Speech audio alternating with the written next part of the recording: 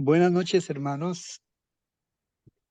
Hoy nos reunimos de nuevo gracias al Señor que ya permitió de nuevo que pudiéramos estar conectados. Y quisiera entonces hacer una oración corta para entregarle este tiempo al Señor. Amén. Padre, te damos gracias por este día que nos da, Señor, y este tiempo que nos concedes para reunirnos de nuevo, Señor, para considerar tus santas escrituras, Señor. Te pedimos, Señor, primero que todo, que perdones, Señor, todas las ofensas contra tu justicia y tu santidad, Señor. Invocamos la sangre de Cristo Jesús, Señor, que nos limpia de todo pecado y de toda maldad, Señor. Padre, te lo pedimos en el nombre de tu Hijo Cristo Jesús. También te pedimos, Señor, que ilumines nuestras mentes a través de tu Espíritu, Señor, que ilumine nuestros corazones, que nos des un espíritu de humildad para aceptar tu palabra, Señor. Que aquiete, Señor, aquellas cosas que todavía están en nuestra mente y que resisten, Señor, a tu palabra. Te pedimos también, Señor, por nuestros familiares que aún no te reconocen como el Señor absoluto y creador, Señor, de toda la creación, Señor, y de nuestras vidas, Señor. Para que tengas misericordia de ellos como un día la tuviste con nosotros, Señor, y que les concedas el arrepentimiento. Padre, en tus manos entonces nos encomendamos, Padre de la gloria. En el nombre de Cristo Jesús. Amén, amén y amén.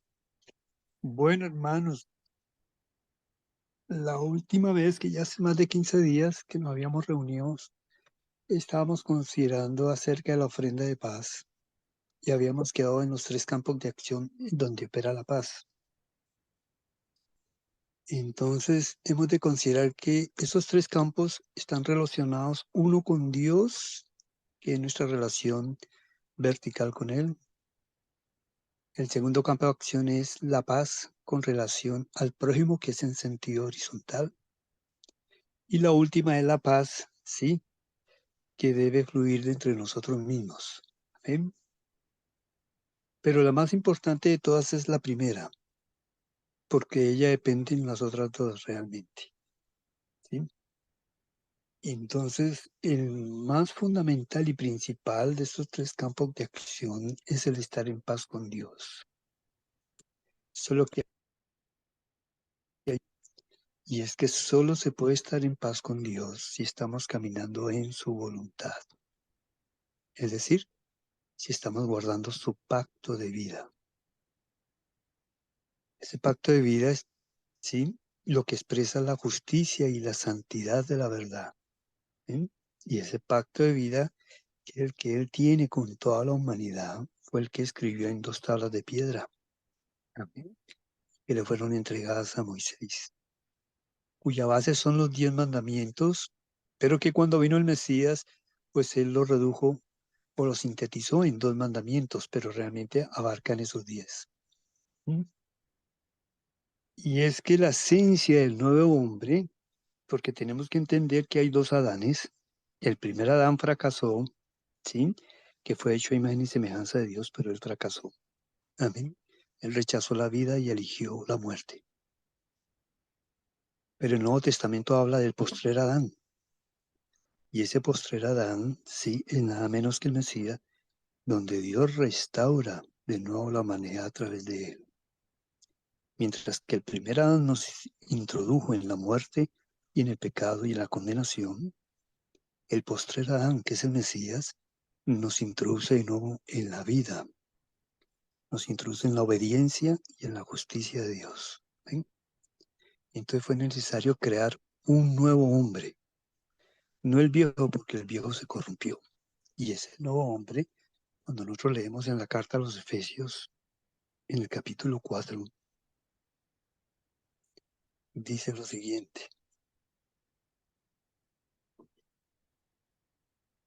a partir del versículo 20 hasta el 24, dice así: mas vosotros no habéis aprendido así a Cristo.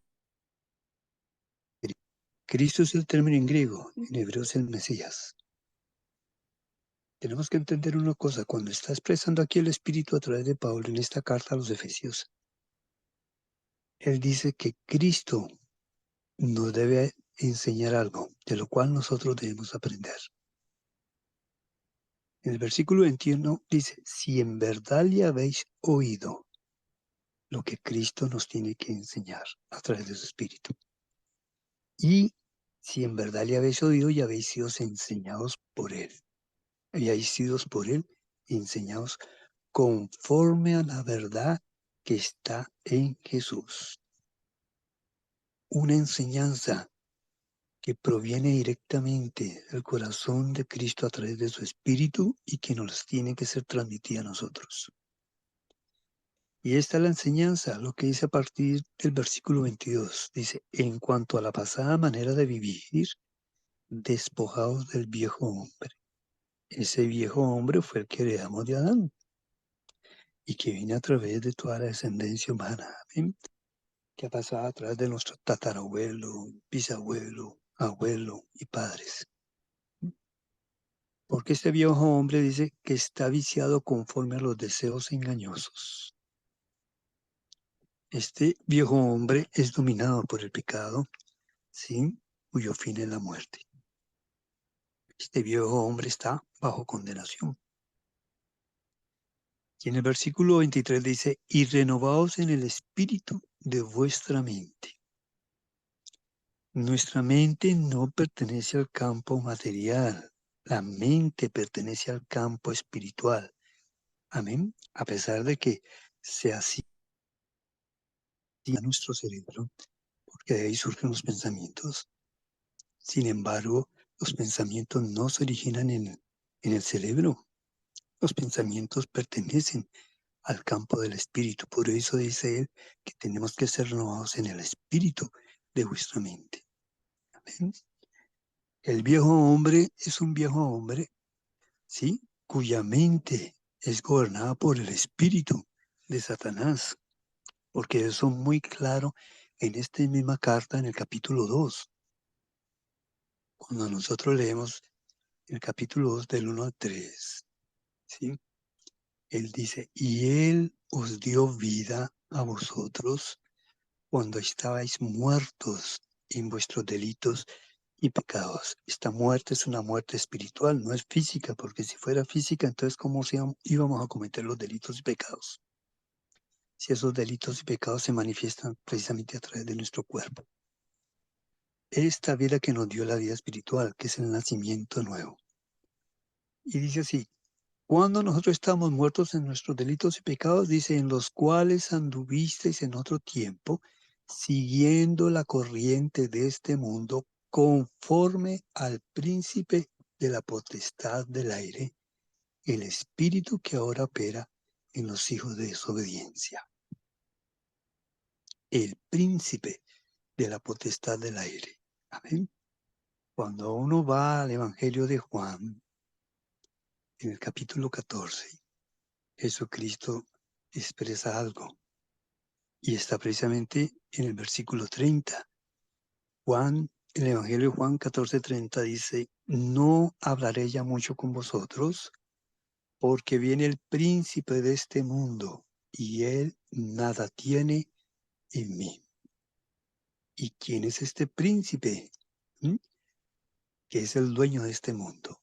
Cuando uno mira en primera de Juan, en el capítulo 5, la primera epístola de Juan, capítulo 5, él dice claramente en el versículo 19, sabemos que somos de Dios y el mundo entero está bajo el maligno.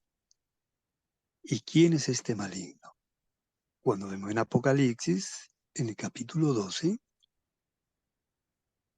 ya nos da el nombre claro. Y dice el versículo 9 de Apocalipsis 12:9, y fue lanzado fuera el gran dragón, la serpiente antigua, que se llama Diablo y Satanás, el cual engaña al mundo entero. Arrojó a la tierra y sus ángeles fueron arrojados con él. Pues el príncipe de este mundo es nada menos que Satanás. ¿Sí? ¿Por qué? porque Adán le entregó el señorío de la tierra a él en el momento en que decidió comer del fruto del cual no debía comer. En ese momento, Adán perdió el señorío sobre la tierra, el cual le había dado Dios, y quedó bajo el dominio del diablo y Satanás. Amén. Entonces, cuando regresamos de nuevo a Efesios, en el capítulo 2, se está hablando en el versículo 1 que nosotros estábamos muertos en delitos y pecados en un tiempo pasado en el que anduvimos siguiendo la corriente de este mundo conforme al príncipe de la potestad del aire, es decir, conforme a la voluntad del diablo y Satanás. No piensen, hermanos, que seguir la corriente del mundo es cosa folclórica. Santiago dice muy claramente en el capítulo 4, cuando uno lee en el versículo 4 y 5, él dice, oh almas adúlteras, ¿no sabéis que la amistad del mundo es enemistad contra Dios? Cualquiera pues que quiera ser amigo del mundo se constituye enemigo de Dios. ¿O pensáis que la Escritura dice en vano? El Espíritu que Él ha hecho morar en nosotros nos anhela celosamente, pero Él da mayor gracia. Por esto dice, Dios resiste a los soberbios y da gracia a los humildes. Someteos pues a Dios y resistid al diablo y huirá de vosotros. Dios habita en nuestro espíritu, pero el diablo habita en el mundo.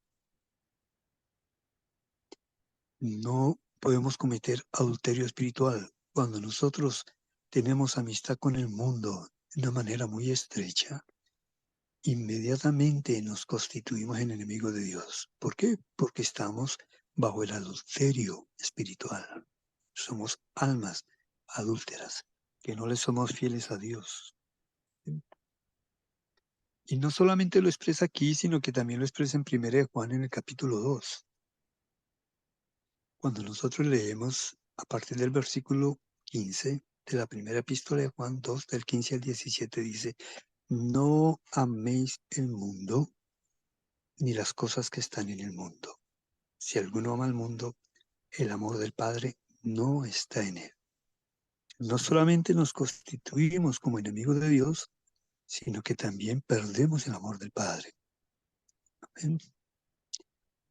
¿Y cuál es la razón por la cual Él nos exige eso? Lo que dice a partir del versículo 16, porque todo lo que hay en el mundo está relacionado con los deseos de la carne, es decir, que activa la carne, alimenta la carne, los deseos de los ojos, unos ojos que están llenos de vanidad, y la vanagloria de la vida. De la vida, aquí la palabra vida no se refiere a la vida espiritual ni tampoco a la vida del alma, sino a la vida del cuerpo, porque el término en griego es bios, de ahí viene la palabra biología. ¿Eh? Se refiere a la vanagloria de la vida del cuerpo, que es pura vanidad. Y dice, porque todo lo que hay en el mundo, los deseos de la carne, los deseos de los ojos y la vanagloria de la vida, no proviene del Padre, sino del mundo. Ya sabemos quién gobierna el mundo. Y el mundo pasa y sus deseos, pero el que hace la voluntad de Dios permanece para siempre. ¿Y quién es el que hace la voluntad de Dios? Pues en esta misma carta, en el capítulo 5, en el versículo 3, él dice, pues este es el amor a Dios, que guardemos sus mandamientos, y sus mandamientos no son gravosos. O estamos amando a Dios, que es amar sus mandamientos, o amamos al mundo. Pero no se puede amar a Dios y a la vez al mundo. Mateo dice muy claramente en el capítulo 6, ¿sí? Cuando leemos en el versículo 24, dice, ninguno puede servir a dos señores,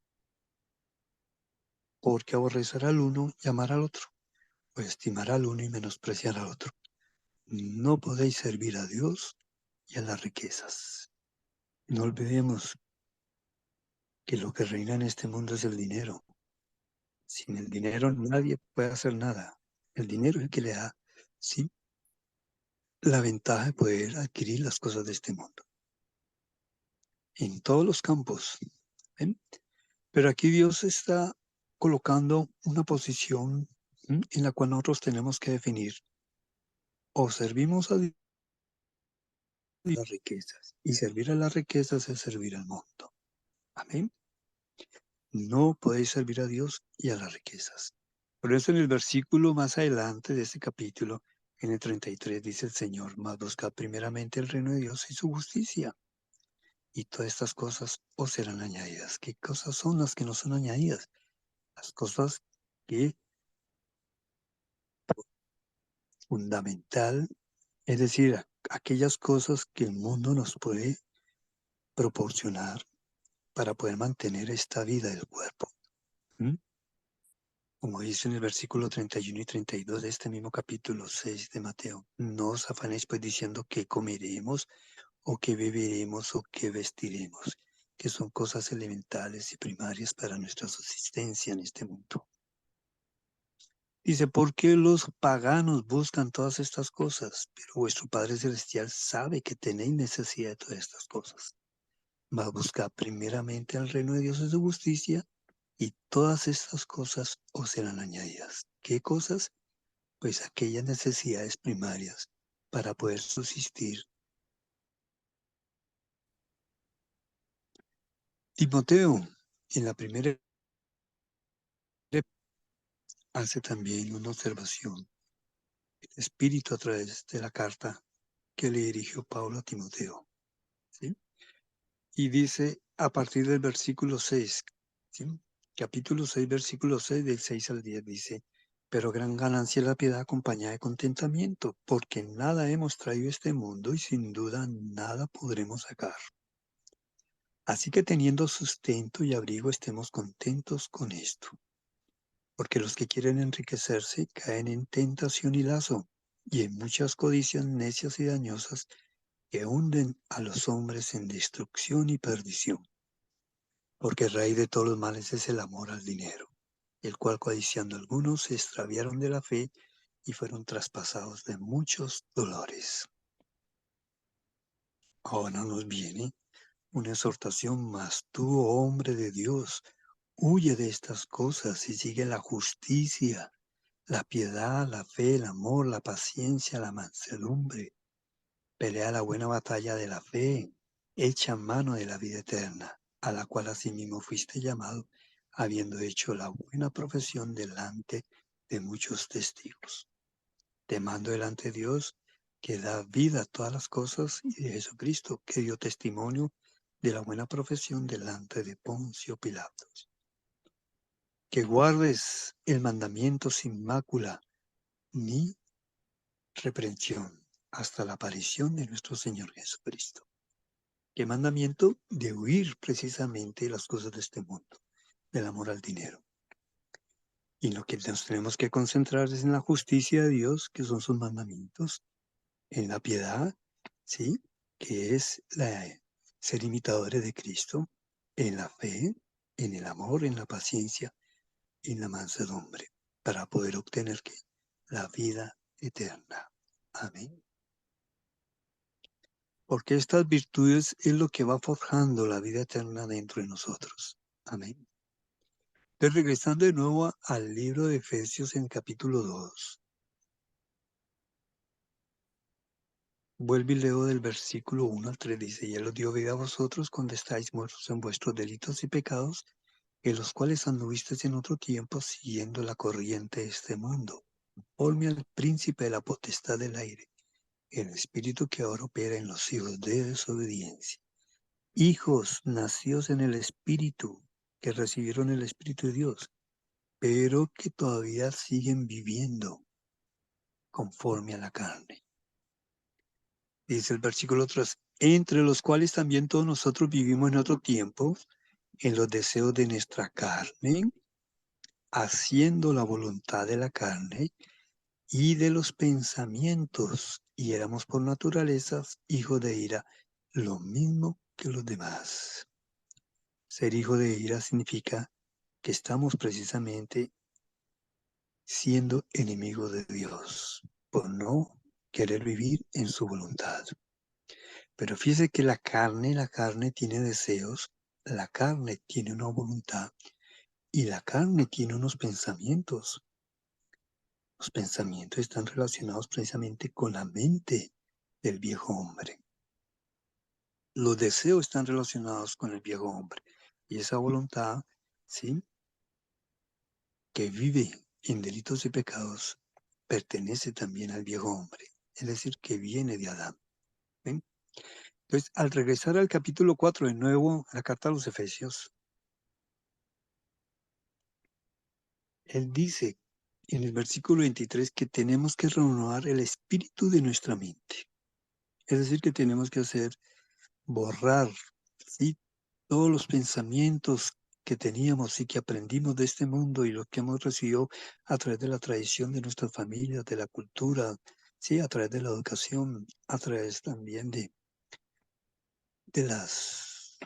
me refiero en cuanto a las regiones de Colombia, en el lugar en que nosotros hayamos nacido, porque hay cierto tipo de conductas que pertenecen a ese tipo de cultura. Amén. Todo eso hay que desecharlo. ¿Para qué? Para poder hacer lo que viene en el versículo 24, dice, vestidos del nuevo hombre, creado según Dios en la justicia y santidad de la verdad. Solamente podemos renovar nuestra mente, que pertenece al campo del espíritu, precisamente desechando lo que no nos sirve y colocando lo que es la justicia de Dios y la santidad de Dios, que es la verdad. Y esa justicia y santidad está relacionado nada menos que con la ley del pacto. Amén. Cuando nosotros leemos, hermanos, en Primera de Juan, en el capítulo 3,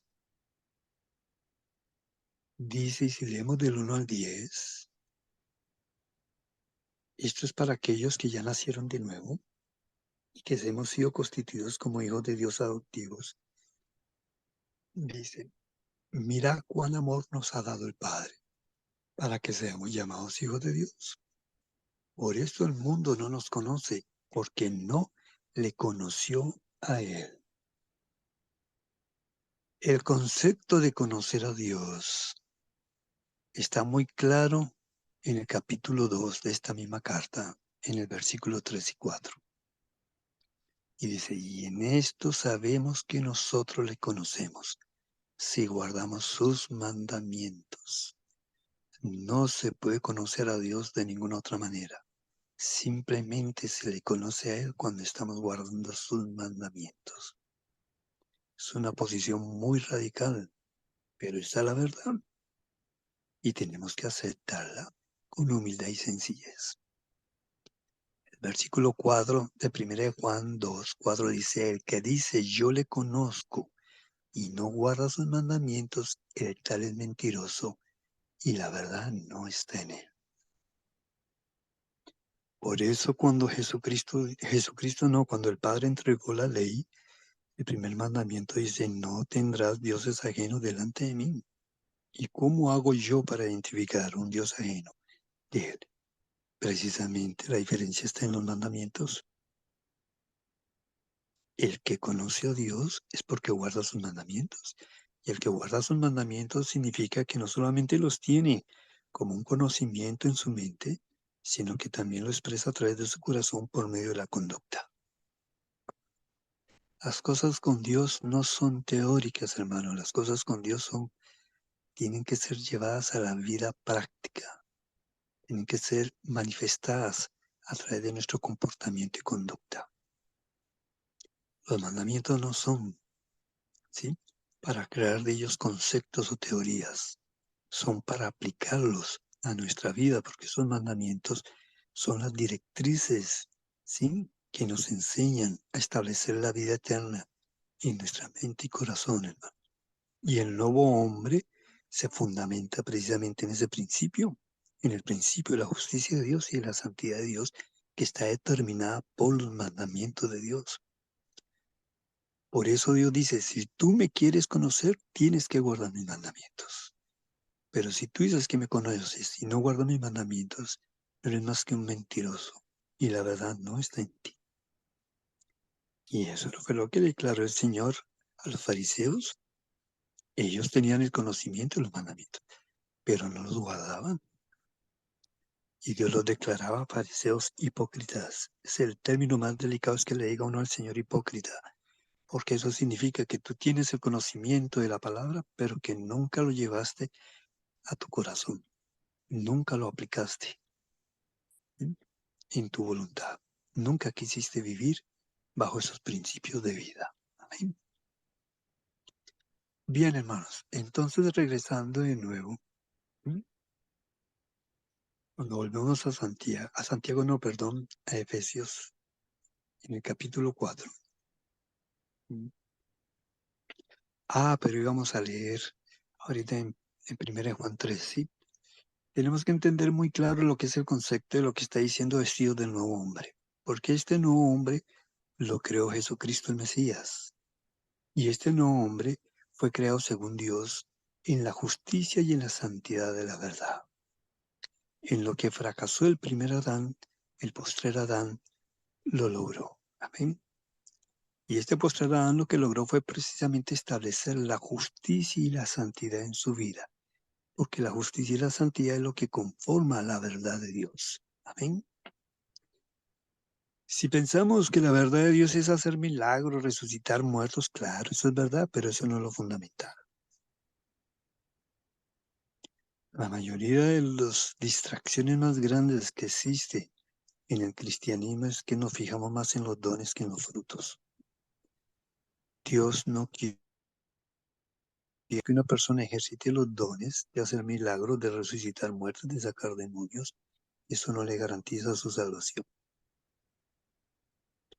¿Por qué? Porque el reino de Dios no consiste en hacer dones. El reino de Dios dice muy claramente que es justicia, paz y gozo en el Espíritu Santo. Y discúlpeme que me desvío un poquito de lo que estamos tratando, ¿no? Pero cuando vamos a Romanos 14, en el versículo 17 dice, porque el reino de Dios no es comida ni bebida, sino justicia, paz y gozo en el Espíritu Santo. Por eso Dios dice, buscad primeramente el reino de Dios y su justicia, porque la base del reino de Dios es la justicia. La base de los reinos del mundo es la injusticia, es la inmundicia, es la mentira, es el engaño. Pero la base del reino de Dios es la justicia, la paz y el gozo en el Espíritu Santo. ¿Por qué nuestro gozo es muy efímero en el mundo? Porque vivimos en un mundo que es regido por la injusticia, por la maldad. Ningún gobierno hace justicia, ningún juez, ¿sí?, tampoco ejerce la justicia. Y los que las hay se meten en problemas. Entonces debemos entender que si nosotros queremos heredar el reino de Dios, tenemos que aprender a caminar en su justicia, porque si yo no aprendí a caminar en la justicia de Dios, no puedo entrar al reino de Dios, porque lo que me garantiza la entrada al reino de Dios es precisamente si esa justicia ya está operando en mi mente y en mi corazón. Es decir, que lo que yo pienso y lo que yo actúo y hago está en conformidad con la ley de Dios. Amén. Y en eso consiste la salvación. La salvación consiste precisamente en restaurar de nuevo al hombre, para que tenga un nuevo hombre que se rige bajo la justicia y la santidad. Amén. Esto hay que comprenderlo. Por eso también cuando ustedes miran en 2 de Pedro, en el capítulo 3, el versículo 13, dice claramente, pero nosotros esperamos según sus promesas cielos nuevos y tierra nueva, en los cuales mora la justicia. ¿Para dónde vamos? Para la Jerusalén celestial. ¿Y qué característica tiene la Jerusalén celestial? Que allá reina la justicia de Dios. Todos los que habitan allí caminan en la justicia de Dios. Eso es la salvación. La salvación consiste en volver a incorporar en la mente y en el corazón del hombre la justicia y la santidad de Dios, que fue lo que perdió Adán. Amén. Adán perdió eso. Adán perdió la imagen y la semejanza de Dios. Dios es espíritu. ¿Sí? Y el espíritu espíritu está relacionado con los pensamientos, con el hablar. Los pensamientos y las palabras se mueven en el ámbito del espíritu. Espíritu es también viento y aire, y las palabras fluyen a través del viento y el aire. Si no hay viento y no hay aire, no pueden fluir las palabras. ¿Ven? ¿Cómo yo sé qué clase de espíritu tiene un amigo o una persona o una que conozco? Por lo que habla, por lo que habla. No por su apariencia física, es por lo que habla. Cuando la persona está hablando, está manifestando el espíritu que la gobierna. Si es un fornicario, va a estar hablando de mujeres a nivel de sexo. Si es una persona que está arrastrada por la codicia, está hablando de negocios, de dinero, constantemente. Si es una persona que está codiciando a los demás, ¿sí? O que tiene espíritu de difamación, va a estar hablando mal de los demás, condenando, como si fuera un juez. Aunque el reino sobre él. Amén. Es en las palabras, es en las conversaciones en donde se delata precisamente. Si es el de Dios, manifiesta justicia y santidad. Su hablar está fundamentado en la justicia y en la santidad. Pero si es el espíritu inmundo del mundo, pues hay muchas cosas, ¿no? Que son todos los frutos del pecado. De eso estar hablando. Inclusive dentro del campo espiritual y religioso, cuando ustedes miran precisamente dice claramente en el versículo 1 y 2 que el Espíritu dice claramente que en los postreros tiempos, y nosotros pertenecemos a estos postreros tiempos, dice, algunos apostatarán de la fe. Es decir, van a apostatar de lo que está registrado en las Santas Escrituras. ¿Y cómo es que apostatan? Dice, escuchando a espíritus engañadores y a doctrinas de demonios. Fíjense bien, ¿dónde se está revelando este espíritu engañador? A través de lo que habla doctrinas que no son conforme a la palabra. ¿Y por qué estos espíritus pueden gobernar sobre ellos? Por lo que dice el versículo 2, por la hipocresía de mentirosos que, teniendo cauterizada la conciencia. ¿Cuándo se nos cauteriza la conciencia? Cuando no queremos y la santidad de Dios. Entonces nos volvemos hipócritas. Y una persona hipócrita es una persona que, conociendo la palabra de Dios y habiendo sido participante de la palabra de Dios, se niega a caminar en la ley de Dios. Amén. Imagen y semejanza. Cuando nosotros vamos a 1 Juan en el capítulo 3, porque todo esto está relacionado con la paz. Si nosotros leemos primera epístola de Juan, del capítulo 3, del 1 al 10, dice, mira cuán amor nos ha dado el Padre para que seamos llamados hijos de Dios. Por esto el mundo no nos conoce, porque no le conoció a Él. ¿Por qué no le conoce el mundo? Porque no camina en la ley de Dios. Dice el 2, amados, ahora somos hijos de Dios y aún no se ha manifestado lo que hemos de ser. En otras palabras, nosotros tenemos que certificar a través de nuestra conducta de que realmente somos hijos de Dios. Ahora somos hijos en potencia, pero puede que al final fracase o puede que al final sea victorioso. ¿De qué depende esto? Pues mire lo que dice a continuación. Dice, pero sabemos que cuando Él se manifieste, es decir, en la segunda venida del Señor, seremos semejantes a Él. Está hablando de la semejanza a Él. Y debemos ver en qué se refiere el concepto de semejanza. Porque le veremos tal como Él es. Es decir, que Jesucristo nos mirará y se verá reflejado en nosotros.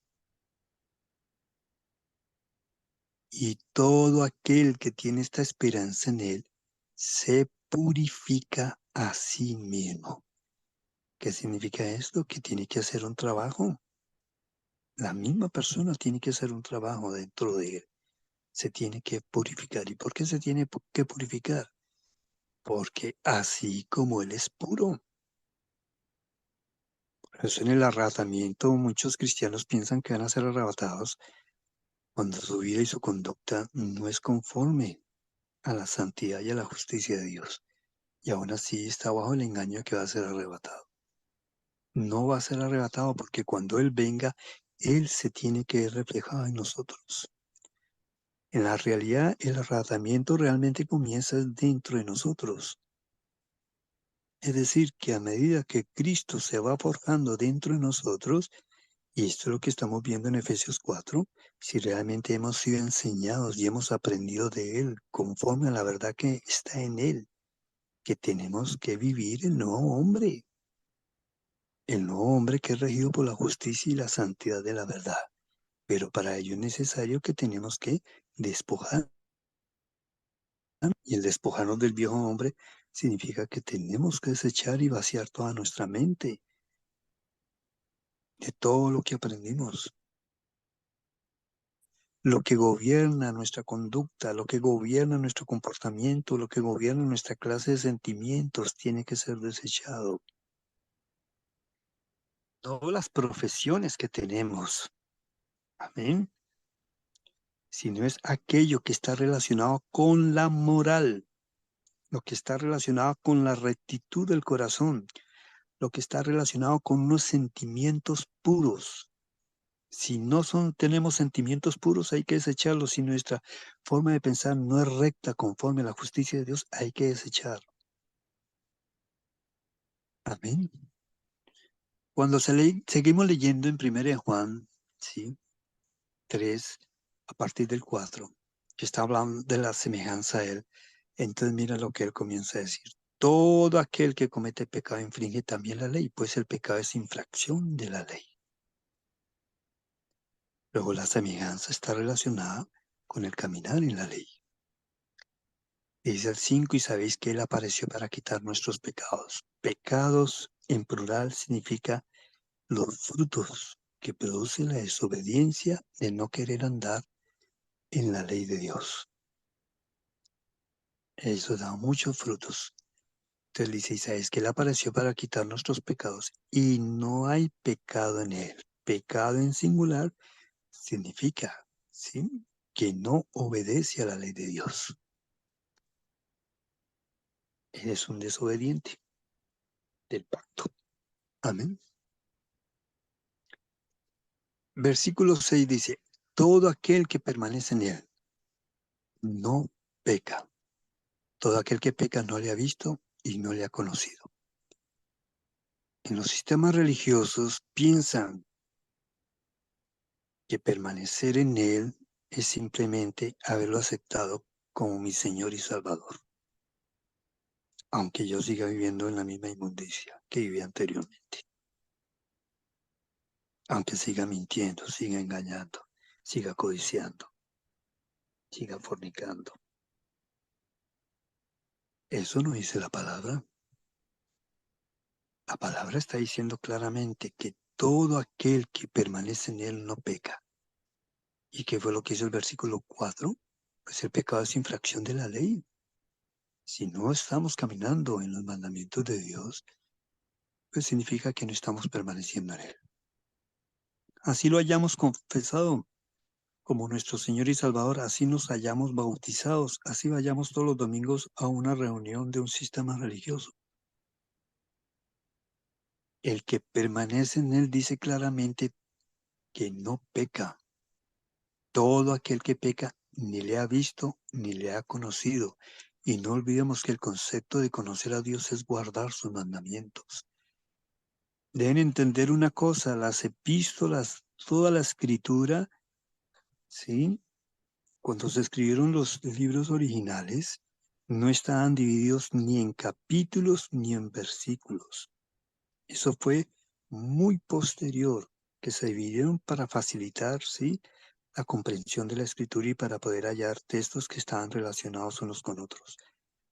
Pero cuando leamos las cartas, no las leamos, ¿sí?, teniendo en cuenta los capítulos, versículos, porque entonces no vamos a entender el contenido de la carta. Si vamos a leer la primera epístola de Juan, hay que leer los 5 capítulos.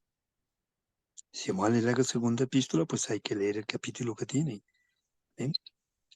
Porque si no lo leemos de esas maneras, no vamos a entender y lo que vamos a hacer es que vamos a añadir cosas que no están en la palabra y a pasarlas como si fueran de la palabra. Por eso cuando se está hablando aquí del conocimiento del apóstol y el espíritu tras del apóstol, ya lo había registrado en el capítulo 2. No puedo yo darle otro significado diferente, sino el que está escrito en la misma carta. Amén. Versículo 7 dice así: hijitos, nadie os engañe. El que hace justicia es justo como él es justo. Y no olvidemos lo que está diciendo en el versículo 3. Todo aquel que tiene esta esperanza en él se purifica a sí mismo, así como él es puro. Luego la pureza está relacionada ¿con qué? Con ser justo, con caminar en la justicia de Dios. Y caminar en la justicia de Dios significa ¿qué? Guardar sus mandamientos. Versículo 8, primera 3:8 dice: el que practica el pecado es del diablo, porque el diablo peca desde el principio y para esto apareció el Hijo de Dios, para deshacer las obras del diablo. Entonces, si la palabra está diciendo que yo voy a permanecer en él y el que permanece en él no peca, pero todo aquel que peca no le ha visto ni lo ha conocido, y más adelante me está diciendo que el que practica el pecado es del diablo. ¿Se dan cuenta, hermanos? Recibir al Señor Jesucristo como Señor y Salvador no es suficiente. Si realmente le recibimos como Señor y Salvador, Dios nos demanda que tenemos que aprender a caminar en su ley. Porque eso es lo único que va a justificar realmente nuestra posición delante de Él como hijos verdaderos. Si yo lo confieso como mi Señor y Salvador, pero estoy violando continuamente la ley de Dios, Dios declara que yo no soy hijo de Él, soy hijo del diablo. Y que lo que está diciendo Efesios, que si realmente hemos sido enseñados por Él y si hemos aprendido de Él, significa que tenemos que estar caminando en justicia y en santidad de la verdad. Es el nuevo hombre. Amén.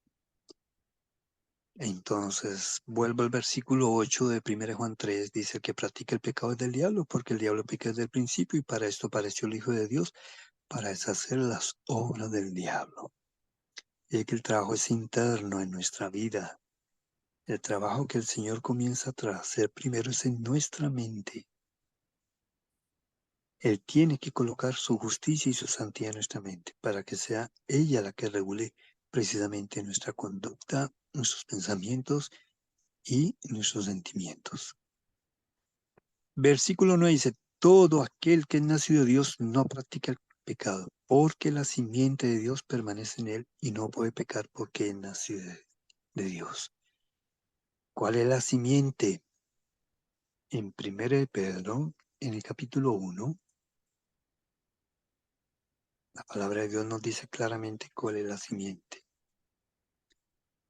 Él dice así en el versículo 23: siendo renacidos no de simiente corruptible, sino de incorruptible, por la palabra de Dios que vive y permanece para siempre. Luego la simiente es precisamente la palabra de Dios.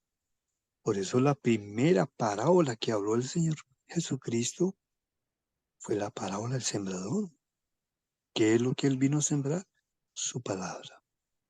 ¿Y cuál es lo más importante de la palabra? Porque la palabra de Dios, cuando uno lee las escrituras desde Génesis hasta Apocalipsis, contiene muchas cosas. Habla del pueblo de Israel, habla de personas como Moisés, Abraham, Isaac, Jacob, Noé, Enoch, ¿sí? Habla de Judas, ¿sí? De Juan, de Pedro, habla de Pablo, habla también de profecías, habla de promesas, ¿m? Habla de galardones y de recompensas. Pero cuando uno lee toda la Biblia se da cuenta que lo que más insiste Dios en lo que más nos agobia a Dios es en que tenemos que caminar en la ley de su pacto. Esa es la simiente, porque eso es lo que nos va a demandar Dios cuando tengamos que estar delante, ¿sí?, en su tribunal. ¿Por qué violaste mi ley? Por eso, o soy aprobado o soy condenado. No es por una profecía, no es por una promesa, es si yo caminé en la justicia y en la santidad de Dios, que está marcada precisamente por los mandamientos de Dios. Esa es la simiente incorruptible, porque esa es la directriz que conforma la vida eterna, la cual no nos va a dejar, sí, que nos perdamos ni a derecha ni a izquierda. Los mandamientos son, sí, nos van marcando el camino de la vida eterna para que no nos desviemos. ¿Sí? Hay que entender eso. ¿Sí? Entonces la simiente de la cual está hablando Primera de Juan, precisamente en el capítulo 3, ¿sí?, cuando habla en el versículo 9, todo aquel que es nacido de Dios no practica el pecado porque la simiente de Dios permanece en él y no puede pecar si es que la simiente permanece. Esa simiente está muy presente en nuestros pensamientos. La simiente dice, no fornicarás, pues no fornico. No robarás, pues no robo. No difamarás, pues no difamo. No codiciarás, pues no codicio. No tendrás otros dioses, pues no tendré otros dioses. Así de sencillo es, hermano. Todo es una condición del corazón, si lo quiere aceptar o no. ¿Eh? Versículo 10 de 1 de Juan 3 dice, en esto se manifiestan los hijos de Dios y los hijos del diablo. Todo aquel que no hace justicia, es decir, que no camina en los mandamientos de Dios y que no ama a su hermano, no es de Dios. Esta es la realidad, esto es lo que Dios nos muestra. Esto no tiene que ver nada con los sistemas religiosos, ni tampoco con tomar partido hacia un líder. Esto es lo que declara la palabra. Si somos hijos de Dios y somos certificados por el Padre y por el Espíritu y el Hijo, es porque estamos caminando en justicia y en santidad. Así de sencillo es. Amén, hermanos. Si esto lo hacemos, esto es lo que va a certificar precisamente la paz en nuestra relación con Dios. Porque está diciendo claramente que el que no camina en su justicia, es decir, aquel que está violando, cometiendo la infracción de la ley, pues Dios lo declara sencillamente hijo del diablo. No hay justificación alguna. Amén. Bueno, hermanos, para terminar, miramos en la carta de Isaías en el capítulo 32, ¿sí?, el versículo 17. Dice claramente, y el efecto de la justicia será paz, y la labor de la justicia, reposo y seguridad para siempre. El efecto significa, si yo trabajo en la justicia de Dios, el fruto que me va a dar es la paz. La labor, si yo trabajo así como un empleado que tiene que trabajar 8 horas diarias todos los días, si yo estoy trabajando todos los días, no 8 horas diarias, pero sí por lo menos todos los días, dedico un tiempo para escudriñar lo que es la justicia de Dios. No olvide lo que dijo el Señor, primeramente buscar el reino y su justicia. Si yo busco todos los días, ¿sí?, y me intereso por los mandamientos de Dios con sus estatutos, ¿sí?, y decretos, pues voy a sembrar la paz y la paz me traerá el reposo y la seguridad para siempre. Amén. Por eso es que el Salmo 1 comienza nada menos declarando, bienaventurado el varón que no anduvo en consejos de malos, ni estuvo en camino de pecadores, ni en silla de escarnecedores se ha sentado, sino que en la ley de Jehová está su delicia, y en su ley medita de día y de noche. Esto es lo que es un hombre espiritual. Será como árbol plantado junto a corrientes de agua, que da su fruto en su tiempo y su hoja no cae, y todo lo que hace prosperará. No así los malos, que son como el tamo que arrebatan el viento. Por tanto, no se levantarán los malos en el juicio, ni los pecadores en la congregación de los justos. ¿Quiénes son los justos? Los que meditan de día y de noche en la ley de Dios. Porque Jehová conoce el camino de los justos. ¿Por qué? Porque como caminan conforme a su voluntad, a la senda de los malos perecerá. Este es el camino de la salvación. Jesucristo nos introdujo en el camino de la salvación. Pero el camino de la salvación consiste en establecer la justicia y la santidad de Dios en nuestra mente y en nuestro corazón. ¿Eh? Bueno, hermanos, entonces lo que tenemos que entender, queremos tener paz con Dios, tenemos que caminar en su voluntad. Si caminamos en su voluntad, Dios nos otorga su paz. Amén. Dios mediante el otro juez, entonces tocamos lo que es la paz con relación al prójimo. Amén. Bendiciones y shalom para todos.